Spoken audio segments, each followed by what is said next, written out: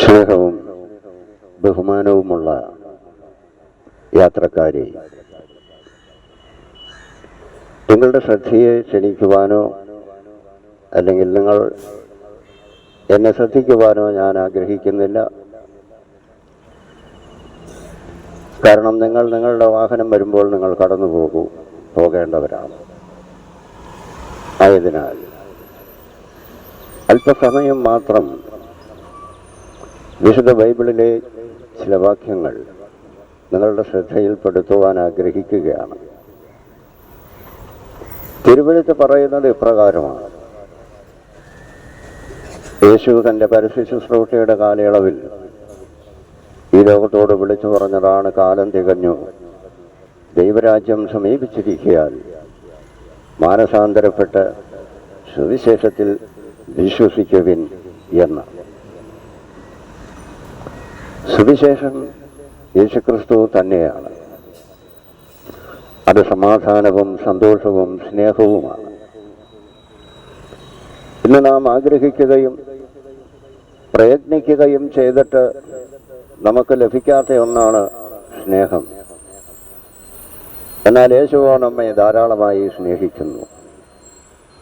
യേശുവിൻ്റെ സ്നേഹം നാം അനുഭവിക്കുന്നുവെങ്കിൽ തീർച്ചയായും നമ്മുടെ ജീവിതത്തിൽ നമുക്ക് സമാധാനവും സന്തോഷവും ലഭിക്കും എന്നുള്ളത് ഉറപ്പ് തന്നെയാണ്. കാരണം ഇതുവരെയും നാം ഒരു പ്രത്യാശയില്ലാത്ത ജീവിതമായിരുന്നു നയിച്ചതെങ്കിൽ യേശുക്രിസ്തുവിലൂടെ നമുക്ക് പ്രത്യാശയുള്ള ഒരു ജീവിതം ലഭിക്കും എന്നുള്ളത് ഉറപ്പ് തന്നെയാണ്. അതാണിന്ന് ലോകത്ത് അനേകരും യേശുവിനെ സാക്ഷീകരിക്കുന്നത്. അവരുടെ ജീവിതത്തിൽ ഇന്നലെ വരെ അവരനുഭവിച്ചിരുന്നതായ കഷ്ടതകളും പ്രയാസങ്ങളും ബുദ്ധിമുട്ടുകളും എല്ലാം അവരനുഭവിച്ചു കൊണ്ടിരുന്നപ്പോൾ ആർക്കും അവരെ രക്ഷിക്കുവാൻ കഴിഞ്ഞില്ല, ആർക്കും അവരെ സഹായിക്കുവാൻ കഴിഞ്ഞതുമില്ല. എന്നാൽ ദൈവം അപ്രകാരമല്ല. ദൈവം നമുക്ക് നല്ല ദാനങ്ങളെ തരുവാനാണ് ആഗ്രഹിക്കുന്നത്. ദൈവം നമുക്ക് നൽകുന്നത് നല്ല ദാനം തന്നെ ആയിരിക്കും എന്ന് തിരുവചനം നമ്മെ പഠിപ്പിക്കുന്നുണ്ട്. അതിനെന്താ ഇപ്രകാരമാണ് പറയുന്നത്. അപ്പോസ്തലനായ പൗലോസ്ലിഹ പറയുകയാണ്, എഫേസ്യർക്ക് എഴുതിയ ലേഖനം 5-ാം അധ്യായം അതിൻ്റെ 2-ാം അധ്യായം അതിൻ്റെ 8-ാമത്തെ വാക്യത്തിൽ പറയുന്നത് ഇപ്രകാരമാണ്: കൃപയാലാണല്ലോ നിങ്ങൾ വിശ്വാസം മൂലം രക്ഷിക്കപ്പെട്ടിരിക്കുന്നതിന്, അതിന് നിങ്ങൾ കാരണമല്ല, അത് ദൈവത്തിൻ്റെ ദാനമാകുന്നു എന്ന്. ഒരു മനുഷ്യൻ രക്ഷിക്കപ്പെടുക എന്ന് പറയുന്നത് തീർച്ചയായും പ്രിയമുള്ളവരെ, അവൻ്റെ ഈ ലോക ജീവിതത്തിലും അവന് വരുവാനുള്ള ലോകത്തിലും അവന് ജീവിതം സുരക്ഷിതമായിരിക്കുമെന്ന ഒരവസ്ഥയ്ക്കാണ് രക്ഷ എന്ന് പറയുന്നത്. ഇപ്പോൾ നമ്മളൊക്കെയും വിദ്യാഭ്യാസമുള്ളവരാണെങ്കിലും, എന്നെ സംബന്ധിച്ച് ഞാൻ വിദ്യാഭ്യാസമുള്ള ഒരാളല്ല. ഞാൻ സ്കൂളിൽ പോയിട്ടുണ്ടെന്ന് തന്നെ പറയുവാൻ കഴിയുകയില്ല. സാഹചര്യങ്ങൾ ധാരാളം ഉണ്ടായിരുന്നിട്ടും എനിക്കതിന് കഴിഞ്ഞില്ല. ഞാൻ പോയില്ല എന്നുള്ളതാണ് വാസ്തവം. ഞാൻ 22 വർഷമായി ഈ സുവിശേഷം പ്രസംഗിക്കുന്നു. നല്ലൊരു കൂലിപ്പണിക്കാരൻ, ഭാര്യ, 3 മക്കൾ. ആദ്യ കാലഘട്ടങ്ങളിലൊക്കെയും ഒരു കൂലിപ്പണിക്കാരനെ സംബന്ധിച്ച് അവരുടെ ജീവിതം വളരെ ദുഷ്കരമാണ്. കാരണം അവർക്ക് കിട്ടുന്ന, ഒരു കൂലിപ്പണിക്കാരന് ലഭിക്കുന്ന വരുമാനം കൊണ്ട് ഒരു വീടിൻ്റെ ജീവിതം നല്ല സുഗമമായി കഴിഞ്ഞുകൂടുവാനുള്ള യാതൊരു സാഹചര്യവുമില്ല. എന്നാൽ 22 വർഷമായി ഞങ്ങൾ യേശുക്രിസ്തുവിൽ വിശ്വസിക്കുന്നു. ആയതിനാൽ പ്രിയമുള്ളവരെ, ജീവിതത്തിൽ ഏറ്റവും വലിയ സന്തോഷം അനുഭവിക്കുവാൻ കഴിയും, സമാധാനം അനുഭവിക്കുവാൻ കഴിയുന്നു. ഇന്ന് മനുഷ്യനില്ലാത്തതും അതാണ്. സമാധാനമില്ല, സന്തോഷമില്ല, സ്നേഹമില്ല. ഇതൊക്കെയും ദൈവത്തിൽ ആശ്രയിക്കുന്നവർക്ക് ദൈവത്തിൻ്റെ നല്ല ദാനങ്ങൾ നൽകുവാൻ ആഗ്രഹിക്കുകയാണ് എന്ന് ഇവിടെ കാണുവാൻ കഴിയും. അതാണ്, കൃപയാലാണല്ലോ നിങ്ങൾ വിശ്വാസം മൂലം രക്ഷിക്കപ്പെട്ടിരിക്കുന്നത്, അതിന് നിങ്ങൾ കാരണമല്ല, അത് ദൈവത്തിൻ്റെ ദാനമാകുന്നു എന്ന്. രക്ഷിക്കപ്പെടുന്ന ഒരു മനുഷ്യനെ സംബന്ധിച്ചിടത്തോളം അവൻ്റെ ജഡം മാത്രമാണ് ഇവിടെ നഷ്ടപ്പെട്ടു പോകുന്നത്. സകല മനുഷ്യരുടെയും ഉള്ളിൽ ദൈവത്തിൻ്റെ ആത്മാവാണ് വസിക്കുന്നത്. ദൈവത്തിൻ്റെ ആത്മാവിന് നാശമില്ല. എന്നാൽ മനുഷ്യൻ്റെ അശുദ്ധി മൂലം അവൻ എപ്പോഴും നല്ല പ്രവൃത്തികൾ ചെയ്യുവാനോ നല്ലതായി നടക്കുവാനോ നല്ല സന്തോഷം അനുഭവിക്കുവാനോ മറ്റുള്ളവരെ സ്നേഹിക്കുവാനോ ഒന്നും അവന് കഴിയുന്നില്ല. അത് അവൻ്റെ സ്വയം ഒരിഷ്ടമല്ല. അങ്ങനെ ആയിപ്പോകുന്നതാണ്. അതാണ് ലോകത്തിൻ്റെ സാഹചര്യം. അതാണ് ഒരു മനുഷ്യനിലുള്ള അശുദ്ധിയുടെ ലക്ഷണം.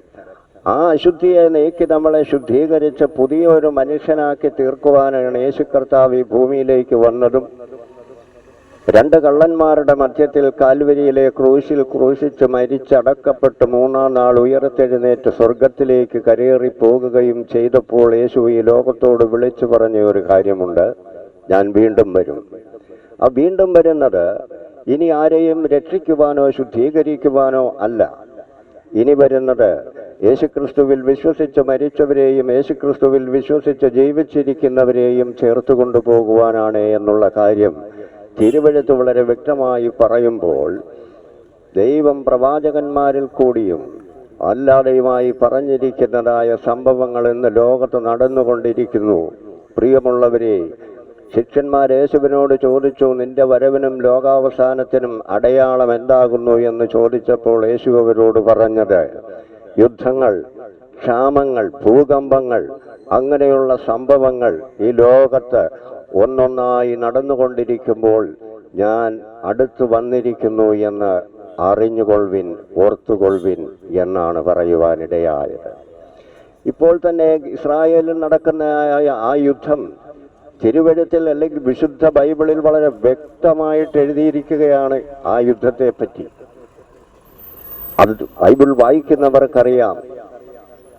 ആയതിനാൽ പ്രിയമുള്ളവരെ, നമ്മുടെ ജീവിതത്തിൽ നമുക്ക് ലഭിക്കുന്ന ഏറ്റവും വലിയ അനുഗ്രഹമാണ് യേശുവിനെ രക്ഷകനും കർത്താവുമായി നമ്മുടെ ഹൃദയത്തിലാണ് സ്വീകരിക്കുന്നത്. അതാണ് ഇവിടെ നല്ല ദാനത്തെ പറ്റി ഞാൻ പറയുവാൻ കാരണം. യോഹന്നാന്റെ സുവിശേഷം 4-ാം അധ്യായം അതിൻ്റെ 10-ാമത്തെ വാക്യം, അതിന് യേശു ദൈവത്തിൻ്റെ ദാനം എന്തെന്നും നിന്നോട് കുടിക്കുവാൻ ചോദിക്കുന്നവൻ ആരെന്നും അറിഞ്ഞുവെങ്കിൽ നീ അവനോട് ചോദിക്കുകയും അവൻ ജീവനുള്ള വെള്ളം നിനക്ക് തരികയും ചെയ്യുമായിരുന്നു എന്ന് ഉത്തരം പറഞ്ഞു. ഇത് യോഹന്നാന്റെ സുവിശേഷം 4-ാം അധ്യായത്തിൽ ശമരിയാക്കാരത്തെ സ്ത്രീയോട് യേശു കുടിക്കുവാൻ വെള്ളം ചോദിക്കുന്ന ആ സമയമാണ്. കാരണം ആ സ്ത്രീ ഒത്തിരി കഷ്ടതകൾ അനുഭവിക്കുന്നവൾ, വളരെ അകലെയുള്ള കിണറ്റിൽ നിന്ന് വെള്ളം കോരിക്കൊണ്ട് വീട്ടിൽ ദൈനംദിന ആവശ്യത്തിനായി ഉപയോഗിക്കുവാൻ കൊണ്ടുപോകുന്ന ഒരു സ്ത്രീയാണ്. അവളുടെ ജീവിതത്തിൽ ഒരാശ്വാസം ലഭിക്കുവാൻ യേശുവിൻ്റെ വാക്കുകൾ വളരെയേറെ ആവശ്യമായിരുന്നു. അതവൾ ഉപയോഗിക്കുകയും ചെയ്തു. യേശുവിൻ്റെ കയ്യിൽ നിന്ന് ഒരിക്കലും ദാഹിക്കാത്ത ജീവജലം അവൾക്ക് നൽകുകയും അതവൾ അനുഭവിക്കുകയും ചെയ്തു എന്നുള്ളത് കാണുവാൻ കഴിയും. അപ്പോസ്തലന്മാരുടെ പ്രവൃത്തികൾ 8-ാം അധ്യായം അതിൻ്റെ 20-ാമത്തെ വാക്യം പറയുന്നത്, പത്രോസ് അവനോട് ദൈവത്തിൻ്റെ ദാനം പണം കൊടുത്ത് വാങ്ങാം എന്ന് നിരൂപിച്ചത് കൊണ്ട് നിന്റെ പണം നിന്നോടുകൂടെ നശിച്ചു പോകട്ടെ എന്ന് പറയുന്നു. അപ്പോൾ ദൈവത്തിൻ്റെ ദാനമെന്ന് പറയുന്നത് അത് ദൈവത്തിൽ വിശ്വസിക്കുന്നവർക്ക് മാത്രം ലഭിക്കുന്ന ഒന്നാണ്. അതിലേറ്റവും നല്ലതാണ്, ഏറ്റവും വലുതാണ് സ്നേഹം. ഇന്ന് ആർക്കും സ്നേഹമില്ലാത്ത അവസ്ഥയിൽ കൂടി ലോകം കടന്നുപോയിക്കൊണ്ടിരിക്കുകയാണ്. അപ്പോഴിവിടെ പത്രോസും യേശുവിൻ്റെ ശിഷ്യന്മാർ അത്ഭുതങ്ങൾ പ്രവർത്തിച്ചു. വീര്യപ്രവൃത്തികൾ ചെയ്യുവാൻ അവർക്ക് ദൈവം അധികാരം കൊടുത്തിരുന്നു. രോഗികളുടെ മേൽ അവർക്ക് അധികാരം കൊടുത്തിരുന്നു. ഭൂതങ്ങളുടെ മേൽ അവർക്ക് അധികാരം കൊടുത്തിരുന്നു. മരിച്ചവരെ ഉയർപ്പിക്കുവാൻ പോലും ദൈവം അവർക്ക് അധികാരം കൊടുത്തിരിക്കുന്നു. അങ്ങനെ ദൈവത്തിൻ്റെ അധികാരം അവർ ഉപയോഗിച്ചപ്പോൾ സമ്പന്നനായ ഒരു മനുഷ്യൻ വന്നിട്ട് ചോദിക്കുകയാണ്, ഈ അധികാരം എനിക്കും കൂടി തരികയാണെങ്കിൽ പണം തരാമെന്ന്. അപ്പോഴാണ് ഇവിടെ അപ്പോസ്തലനായ പത്രോസ്ലിഹ ആ മനുഷ്യനോട് ശപിക്കുകയാണ് അവനെ അവിടെ വെച്ച്. ദൈവത്തിൻ്റെ ദാനം നീ പണം കൊടുത്ത് വാങ്ങിക്കുവാൻ ആഗ്രഹിക്കുന്നുവെങ്കിൽ നീയും നിന്റെ പണവും നശിച്ചു പോകും എന്നിവിടെ അപ്പോസ്തലൻ പറയുവാൻ ഇടയായി. മത്തായിയുടെ സുവിശേഷം 7-ാം അധ്യായം അതിൻ്റെ 11-ാമത്തെ വാക്യം പറയുന്നത്, അങ്ങനെ ദോഷികളായ നിങ്ങൾ നിങ്ങളുടെ മക്കൾക്ക് നല്ല ദാനങ്ങൾ കൊടുക്കുവാൻ അറിയുന്നുവെങ്കിൽ സ്വർഗസ്ഥനായ നിങ്ങളുടെ പിതാവ് തന്നോട് യാചിക്കുന്നവർക്ക് നന്മകൾ എത്രയധികം നൽകും. അപ്പോൾ പ്രിയമുള്ളവരെ, ദൈവത്തോട് യാചിക്കുകയാണ് നമ്മൾ. എൻ്റെ ആവശ്യം ഇന്നതാണ്, എനിക്കിപ്പോൾ ഇന്നത് ലഭിച്ചേ മതിയാകൂ, എനിക്ക് അത് ചോദിക്കുവാനുള്ള അധികാരമുണ്ട്. അപ്പനും മകനും ആയിട്ടുള്ള ബന്ധമാണ് ഉള്ളത്. അപ്പോൾ എനിക്ക് നീ ഈ അവസ്ഥയിൽ എന്നെ രക്ഷിക്കുവാൻ, എനിക്ക് ഈ അവസ്ഥയിൽ കൂടി മുൻപോട്ടിനി പോകുവാൻ കഴിയുന്നില്ല, ആയതിനാൽ എനിക്ക് ആവശ്യമായത് തരണം എന്ന് അപ്പനോട് മക്കൾക്ക് എപ്പോൾ വേണമെങ്കിലും ചോദിക്കാം. അതാണ് ഇവിടെ പറഞ്ഞിരിക്കുന്നത്. നിങ്ങളുടെ മക്കൾക്ക് നിങ്ങൾ ധനദാനങ്ങളെ കൊടുക്കുന്നുവെങ്കിൽ പിതാവായ ദൈവം നമ്മൾ യാചിച്ചാൽ നമുക്ക് എത്രയധികം നല്ല ദാനങ്ങൾ തരും എന്ന് നാം വിശ്വസിക്കുന്നുവെങ്കിൽ തീർച്ചയായും ദൈവത്തിൻ്റെ കയ്യിലാണ് പ്രിയമുള്ളവരെ ഏറ്റവും നല്ല ദാനങ്ങൾ ധാരാളമായി ഉള്ളത്. അതൊരിക്കലും അവസാനിക്കുകയോ തീരുകയോ വറ്റിപ്പോവുകയോ ചെയ്യുന്നതല്ല. ആ നല്ല ദാനങ്ങൾ നമുക്ക് ലഭിക്കണമെങ്കിൽ പ്രിയമുള്ളവരെ, തൻ്റെ ഏകജാതനായ പുത്രനിൽ വിശ്വസിക്കുന്ന ഏവർക്കും അതിന് അധികാരവും അവകാശവുമുണ്ട്. ഒരു കാര്യം പറയട്ടെ, നമ്മുടെ അയൽവക്കത്തുള്ള ഒരു വീട്ടുകാർക്ക് നമ്മുടെ സമ്പത്ത് കൊടുക്കുമോ? അത് തീർച്ചയായും നമ്മളുടെ മക്കൾക്ക് മാത്രമേ നമ്മൾ നൽകുകയുള്ളൂ.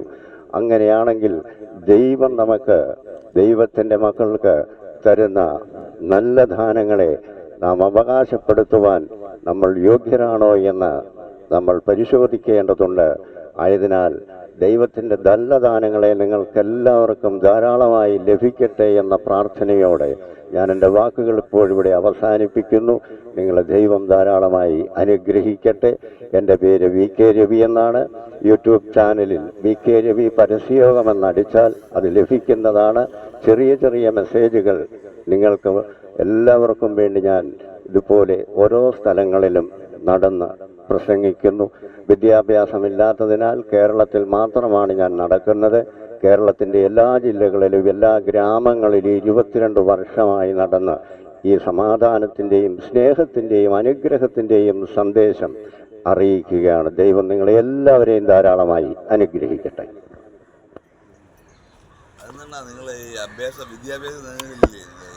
എന്തോ അച്ഛനൊന്നും തന്നില്ലേ? അത് പഠിക്കാൻ പോയില്ല.